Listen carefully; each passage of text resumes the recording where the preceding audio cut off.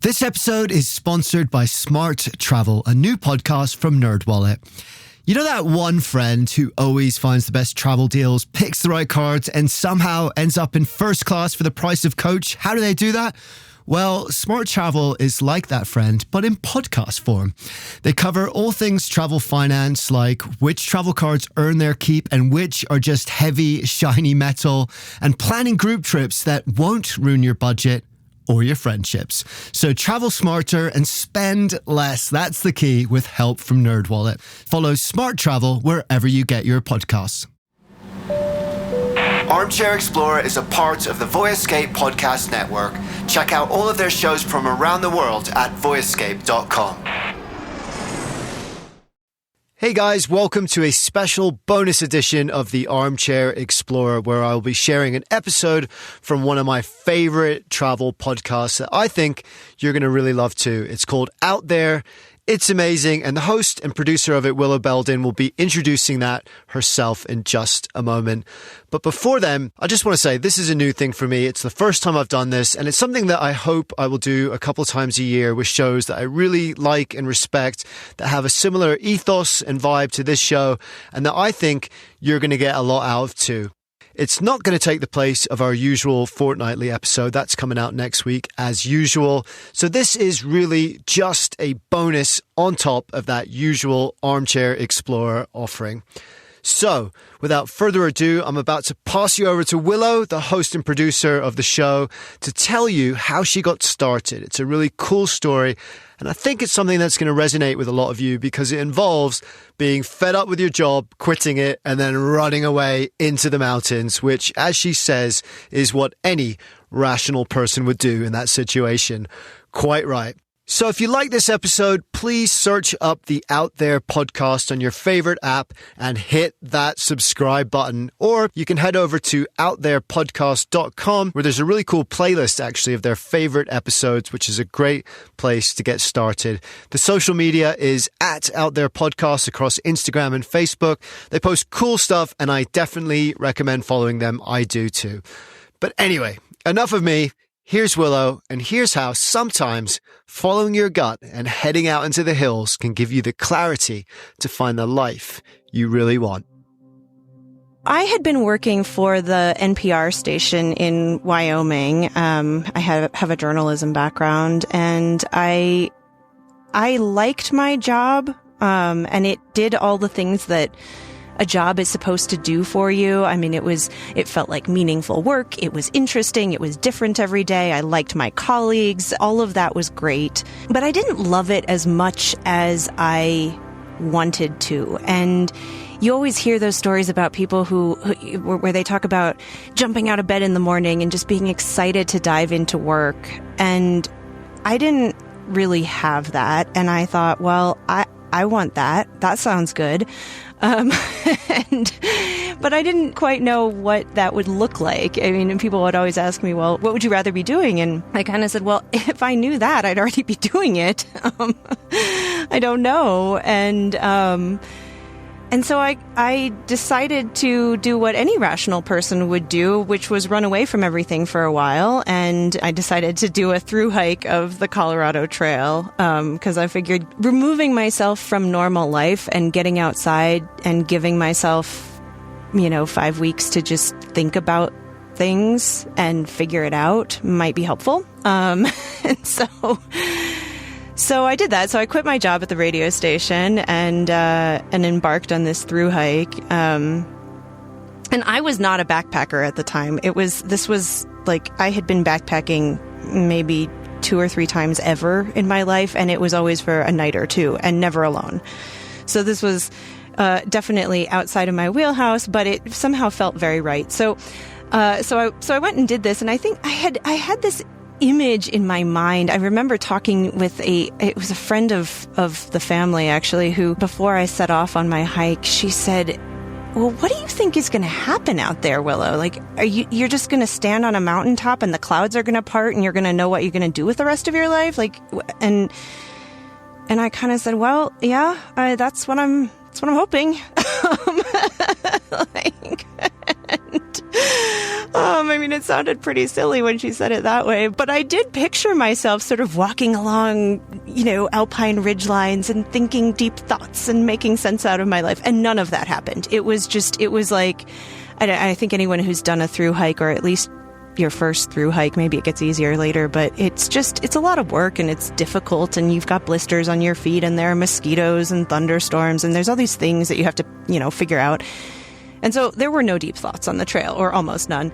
But it did do what it was supposed to do ultimately, because by the time I got home, I remember thinking, okay, well, I don't want to go back to news reporting. I was very clear on that. And not only was I clear on that, but I was willing to admit it out loud, which I think was a big step for me. Because I had sort of always assumed, well, if you're going to be a journalist, you got to be a hard-hitting reporter and, be doing fast-paced news. And I don't know, that seemed like the only respectable path to be taking. And so when I got back, I said, well, okay, but I don't want to do that. That's not for me anymore. But I did still want to keep telling stories, and I wanted to keep telling stories through audio. I love the medium.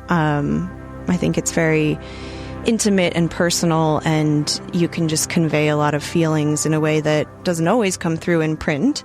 And so I said, okay, well, I want to do something where I, tell audio stories that go deeper and that get more personal and that really explore what makes us tick as humans and as a society, and why do we do the things we do, and how do we make sense of who we are and what our place is in the world. And I wanted to use the outdoors as a lens for exploring those questions, because I think oftentimes experiences that we have outdoors end up being quite transformational in one way or another, and really do help provide clarity on some of life's big questions.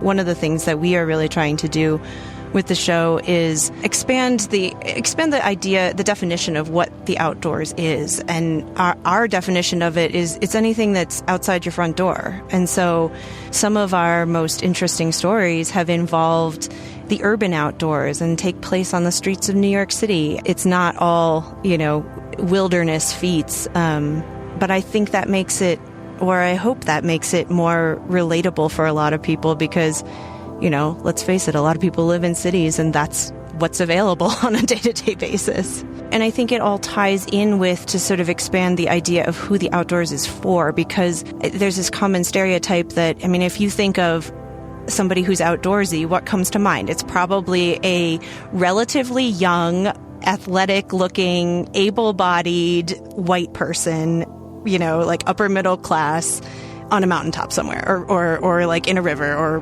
whatever. And I think that's the narrative that we hear all the, over and over again in outdoor media. And it's starting to change, but it certainly is a predominant narrative. And so one of our goals has been to make sure that we are more inclusive about what the outdoors is, who the outdoors is for, and who we're telling our stories for. To me, it's really important to make sure that we are telling stories for people who have been traditionally sidelined in outdoor media, not just telling stories about them, because that's part of equity. That's part of social justice. Are we going to fix all the world's problems all by ourselves? No, absolutely not. But storytelling does play a role, and if people from all sorts of backgrounds can see themselves reflected in the stories we tell, it helps create a sense of okay, the outdoors can be a place for me also. I can belong. That is amazing, and I completely respect and admire that. The outdoors is a place for everyone, and it's more than that too. It's where we all come from. It's in our DNA, in our blood. It is where we all belong. That's also why we have to think carefully about how we conserve and protect it, which is what this episode is all about. Many of Out There's shows are first-person stories told directly by the individual, but this one's a little different in that it's an interview. And it's about a subject really close to my heart, national parks. I absolutely love them. I wrote a book about the 50 greatest national parks in the world. I think they're one of our best ideas and one of the highest expressions of democracy on the planet, a place of incredible awe and beauty that we all own and share equally. But they're not perfect. A lot of the land that we preserve here in the States and elsewhere all over the world was acquired through the expulsion of the native people that had lived there for thousands of years. So it wasn't ever really ours for the taking in the first place. And that's a huge injustice, of course.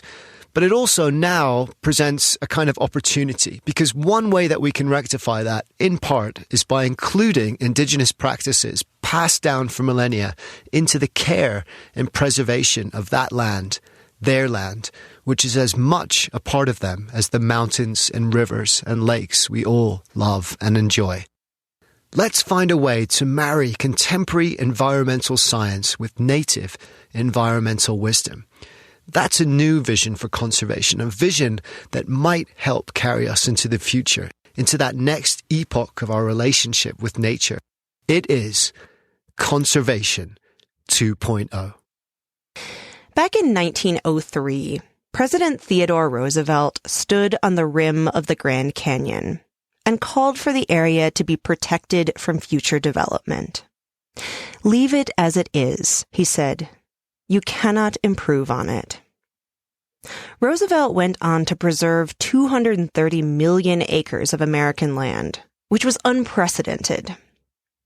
Today's guest is the author of a book called Leave It As It Is.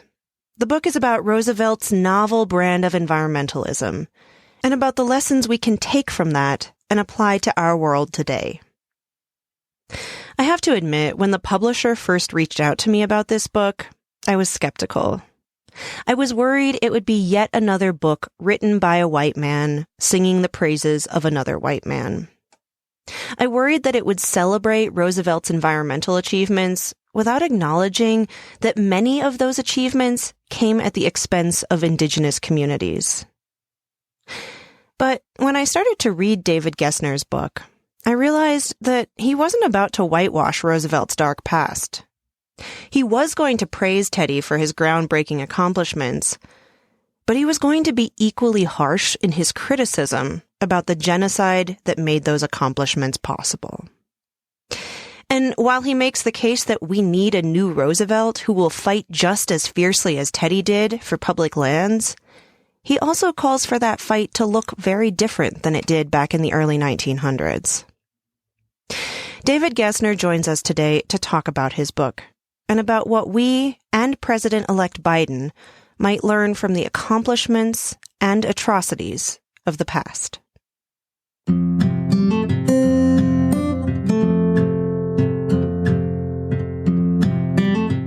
So in researching this book, you took a road trip of your own, kind of retracing Teddy's steps. Can you talk a little bit about that? Sure. I thought that would be, as somebody who writes about place and thinks about place, I thought I've got to go to the places that mattered to him to be able to understand how he felt. And so I planned out this kind of massive road trip where I live in North Carolina, and I'd head up the East Coast to Washington, D.C., then on to Roosevelt's house on Long Island, up to Harvard, where Roosevelt went to school, and then head west. And I brought along my nephew, Noah, who had just graduated from college at the University of North Carolina, Asheville.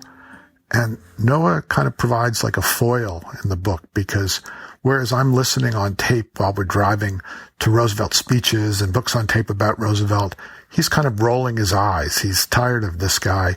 And he said to me, if I ever hear the phrase manly vigor again, I'm going to jump out of the car. So he's a good young person's perspective on the crazy aspect of Roosevelt. But we head out and we head to the Badlands, and he wrote a note to me after the trip that said, the trip through the Midwest was somewhat boring, but then we hit the crazy roller coaster and down into these wild shapes, and I knew we were in the West, and how exciting it was for him. And the first morning we woke up and there were buffalo on the grass outside of our tent, and that pretty much did it for him. Now, it was his first time crossing the Mississippi and seeing the West. And I, of course, thought back to I traveled west right after college, but my big journey west to live came when I was 30. And I just experienced testicular cancer living in my old hometown of Worcester, Massachusetts. And I joked and, I said in my journal, I don't know what's worse, Worcester or cancer. But when I got better, after I had radiation, I headed out to go to grad school in Colorado. And it was just the classic kind of like being reborn, as you're heading out to the mountains. And I slowly got healthy out there again, and I really reveled in it. So I compare that to an even grander example of that, which is Roosevelt, when he was 24, had this brutal stretch where his mother dies, and within 24 hours, his young wife dies. And he quits politics and he heads out to the Badlands, and he kind of reinvents himself. He'd been kind of a effete Manhattanite, and kind of a fop, actually, a fancy dresser. And suddenly he's this cowboy in the West, and and his chest gets more burly, and he gets stronger, and he works on the ranch, and he'll stay in the saddle for 24 hours at one point. And so he kind of recreates himself as this Western figure. And he always said, I never would have been president had I not gone West.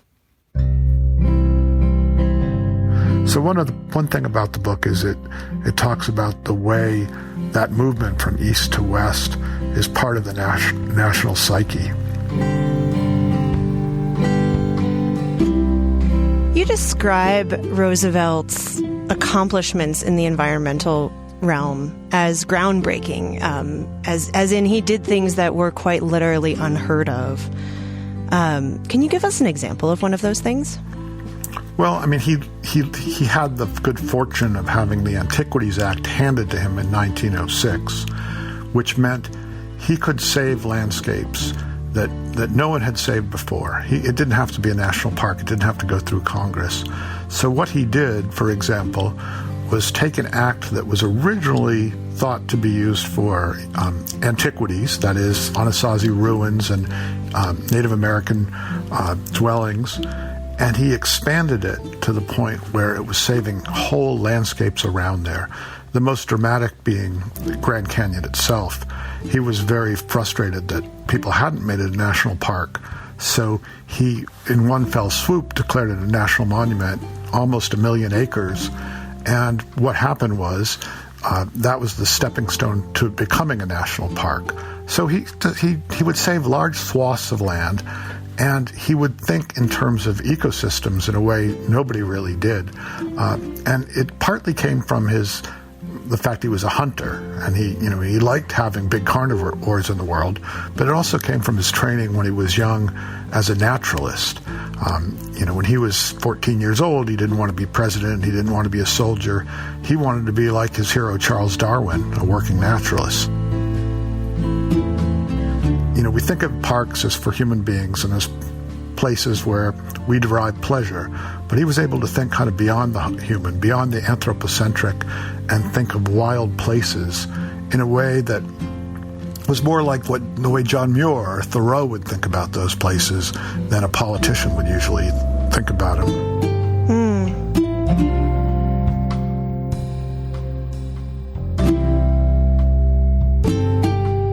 Tell me about the title, Leave It As It Is. Well, I found that phrase to be coming very handy lately. I think that you use it a lot in the book. I think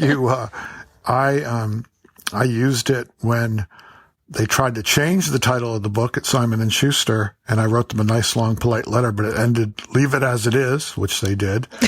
But it originally comes from what Roosevelt said when he was standing on the edge of the Grand Canyon during his 1903 tour of the country, the first real campaign tour by a sitting president, a whistle-stop campaign where he traveled 16,000 miles crisscrossing the country in a train. And he wrote this speech before he'd ever seen the Grand Canyon. And he arrived at the Grand Canyon in the morning, went up on horseback to check it out. It really impressed the people he was with by naming the birds and plants, and then got to the edge and saw the giant purple bruise that is the Grand Canyon. And I like to think he revised the speech he'd written at that point. And he came back at noon, and standing at the edge of the canyon with a crowd, he was actually up on a hotel balcony. He gave this great speech that I say is comparable to the Gettysburg Address, but for the environment, where he talks about saving the land for your children's children, which has become a cliche, but wasn't a cliche then, and leaving it as it is, not building a hotel there, not marring it in any way, but saving the land for itself. And it's a real ringing speech. And, as I said in the book, he's doing something that people don't get. Like, what? We're not gonna profit from this? No, we're gonna leave it as it is. And to me, that's the crux of it, and that's why I chose it as the title of the book. At some points in time, we have to just leave things alone.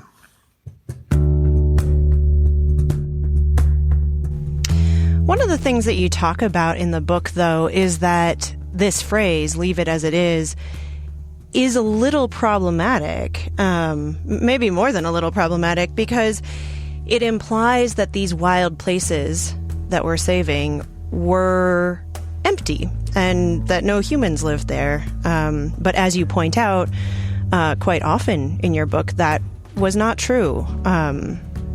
So what was the reality? Right. We have to question what as it is was, right? And what it was the country was populated by indigenous people, and a lot of the lands that became parks had been, at the very least, hunting grounds and sometimes homelands of native people. So that twists it around to a degree and has to be looked at, squarely in the eye, which I try to do. I try to not make any excuses for Roosevelt. I say if he deserves credit for being prescient and ahead of his time in terms of environmental issues, he deserves to be criticized and called out, where he was actually not just of his time, but he was behind his time. He was a believer in manifest destiny, which at that point was half a century old when he was president. And so, he thought native people were in the way as we charged west. So when he was saving these lands, sometimes they weren't really his to save. So I call him out on that, and I don't make excuses for that. On the other hand, the reality is it never was going to be a choice between letting it remain, a native paradise versus a park.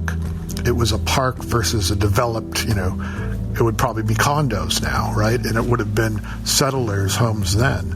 So it's a little more complicated than some of the very left-leaning critics of this and understandably native people's criticisms of the creation of parks and national monuments.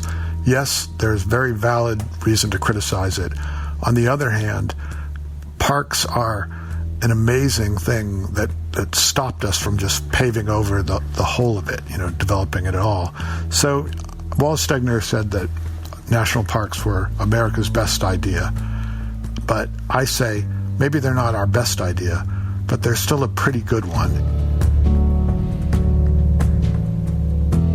And the focus of the book really is on Bears Ears National Monument, which is the first time five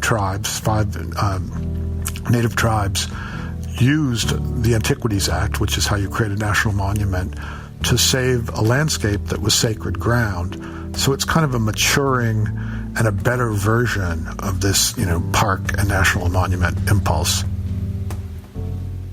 I say that Roosevelt created the rough draft, and there are flaws in that draft, and that we have the possibility now, and particularly now that we have a new president coming in, where we can take the best parts of that old ideal and use them in a new way that's more inclusive and that's more interactive. Like it's one of the things about Bears Ears is the tribes want to use it for ceremony, for plant gathering.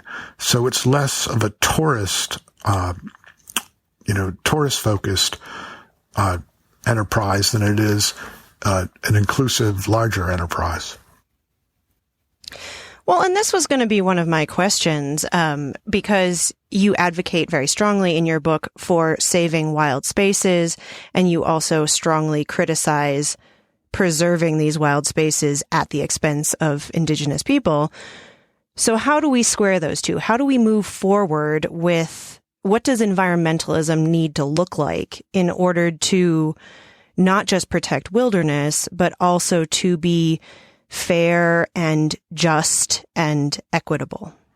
Well, I'll focus in. I've talked about it somewhat vaguely, but I'll focus in on Bears Ears as an example, since I do in the book. There's a cliche that it was kind of just thrown together at the last minute as Obama was leaving office. That's not true.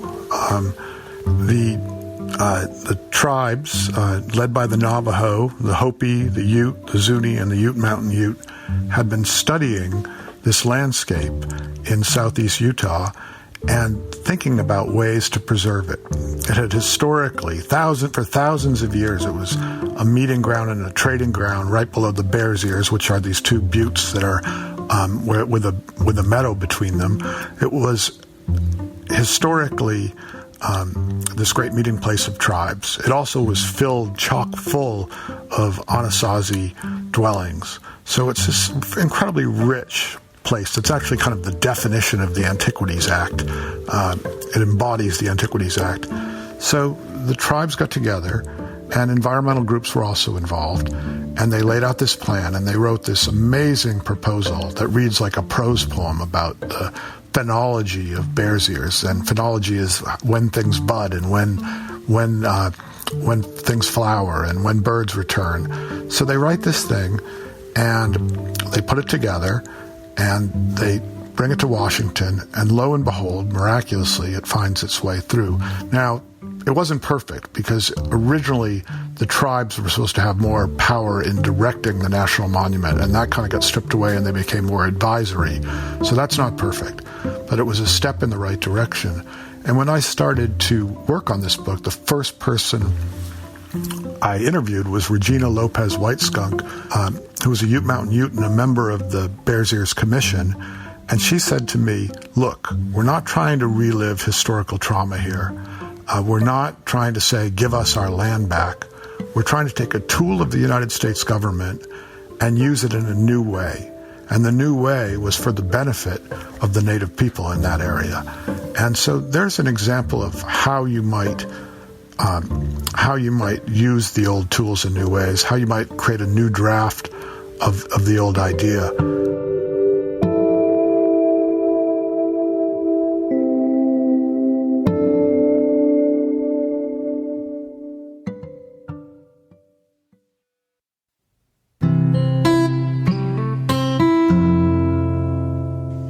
So one of the things that you talk about in your book is that advances are precarious, and that we can institute environmental protections one day, but there's no guarantee that those protections will stay in place under future administrations. How do you keep from becoming disillusioned?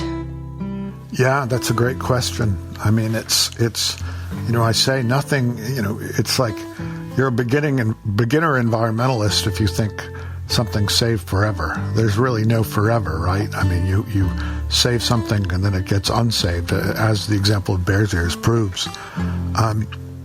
I guess it's partly to do with this thing that you don't hear environmentalists talk about a lot, because so much is policy, which is I spend a lot of time actually out in wild places. And one of the things people don't talk about that much is how fun that is. It's really enjoyable to be sitting around a fire, having a beer, and looking up at the stars. It's really enjoyable to see how much vast space there still is. At the end of my book, for instance, I hitched a ride with a pilot named Bruce Gordon.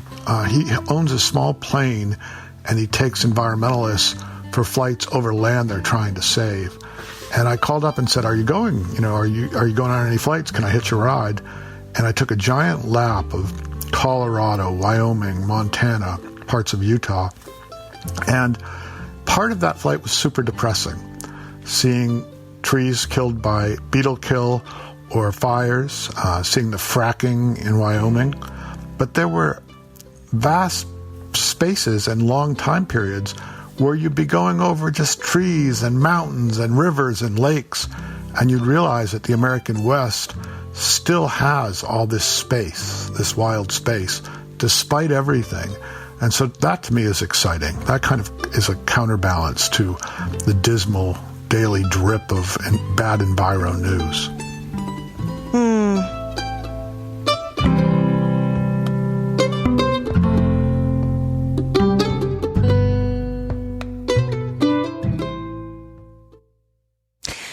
I'm curious about your shift personally from being a nature writer to being an advocate. What has that been like? It's sort of this change from documenting to advocacy. I got to say, it's not the most natural fit in the world, but the more I've done it, the more momentum I get. And I see how, one of the things about Roosevelt as a model is you get to see how he engages different aspects of his personality.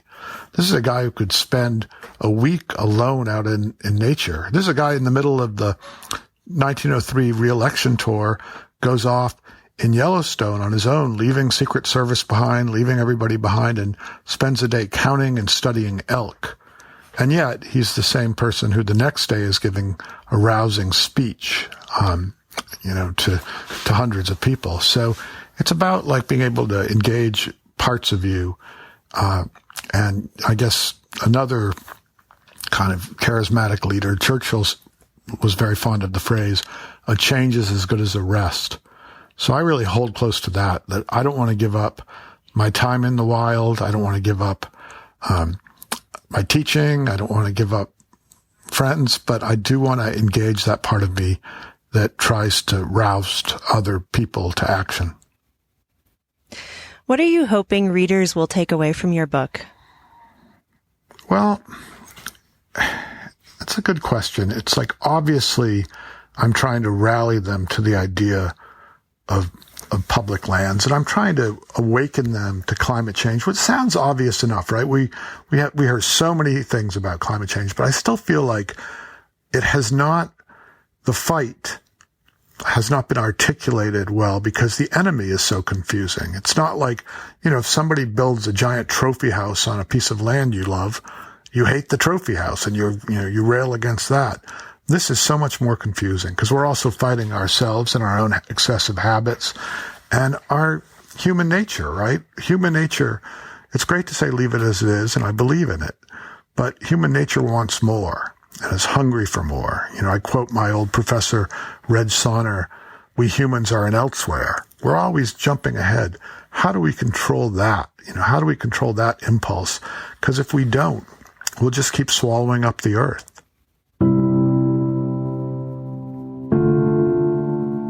Like a lot of people, I see some small lessons in what's happened during the pandemic in terms of doing with less and with exploring our own backyards and not flying and running around as much. So I think that's something I want people to take away. I kind of get toward that. Obviously, I wrote it before the pandemic, but I'm already talking about those kind of Thoreauvian ideals of being happy with less instead of craving more. So there's that. And there's also just kind of the spirit of Roosevelt. I think he said, reading for me is like a disease. He read a book a night at one point in his life. He was so hungry to read. And I feel, having had a president who doesn't read books as we have recently, in a country that doesn't really read as much anymore, how vital reading can be and how it can change behavior. There's a moment, for instance, that I love where Roosevelt has just moved out to the Badlands and he's got his ranch and boat thieves come along and steal his little boat. And he and his ranch hands hustle to build a boat to go chase them down. And it's the middle of winter. The river, the Little Missouri, is chock full of ice. They jump in the boat, but then he runs back to the house and he grabs Anna Karenina. And while they're chasing down these boat thieves that they eventually catch, he reads away. So, I love this idea of, somebody who's living life and engaging at all these multiple levels. And it's exciting for me. And I think we can still imagine ourselves having kind of heroic lives when we read about somebody doing stuff like that. So hopefully we catch a little of that spirit and energy. I love that.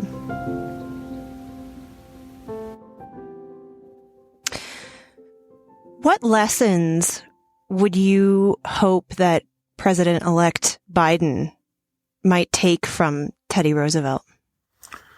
Well, by the end of Roosevelt's political career, when he comes back and he runs as a bull moose candidate, he has a platform that would have made Bernie blush. It's so far left, and it anticipates so many of the changes and so many of the policies that his distant cousin FDR is going to put in place 20 years later. But in the end, though his progressive impulse was, he kept moving leftward, but he also had a really good common touch, and he also believed in kind of a middle path. He thought of it as walking along a ridge line. And on the one hand were what he called the elite criminal class. He really didn't like success for success' sake. And that comes out in his attacks on the trusts, on the railroads, he was called a traitor to his class. On the other side, he didn't like the dogmatic, those who just put forward such idealistic platforms and ideas that had no chance of practically succeeding.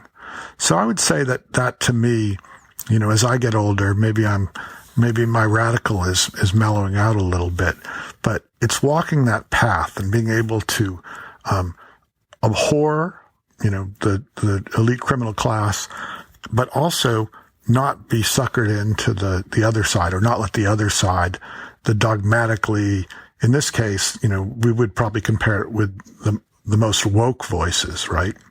So I think Biden's going to be good at walking that middle path, and that's exciting to me. And the other thing that Roosevelt was great at was following these things that he was passionate about without looking at the polls. I mean, part of his appeal was just saying this, conservation is the classic example. He led the public. It didn't lead him. He didn't follow their ideas or their opinions. He said, this is my vision, and others followed.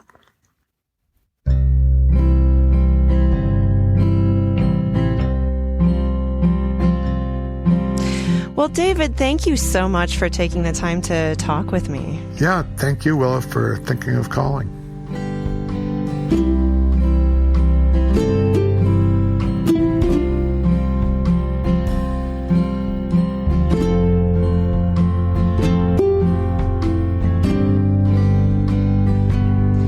David Gessner is the author of Leave It As It Is, A Journey Through Theodore Roosevelt's American Wilderness. We have a link to the book on our website, outtherepodcast.com. This interview was edited by Anne Margaret Warner.